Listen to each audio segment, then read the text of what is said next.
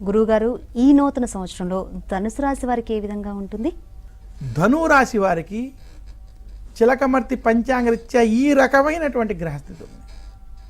శ్రీ విశ్వావసునామ సంవత్సరంలో ధనురాశికి ముఖ్యంగా దేవగురువు అయినటువంటి బృహస్పతి కలత్ర స్థానంలో 7వ స్థానంలో అనుకూలంగా సంచరించడం.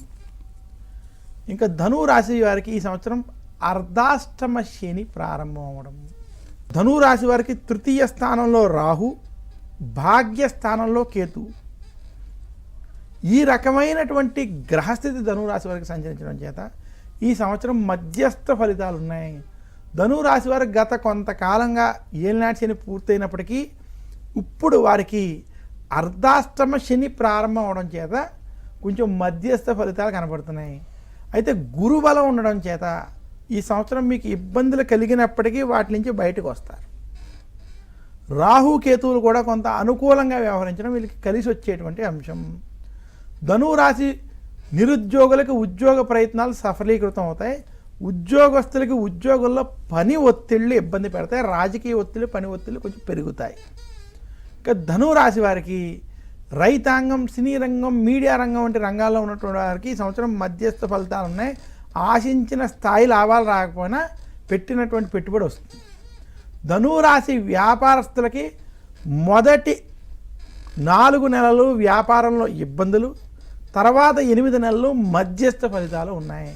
అందువల్ల కొంచెం మధ్యస్థ ఫలితాలతో కూడుకున్నటువంటి వ్యాపారం ఉంటుంది.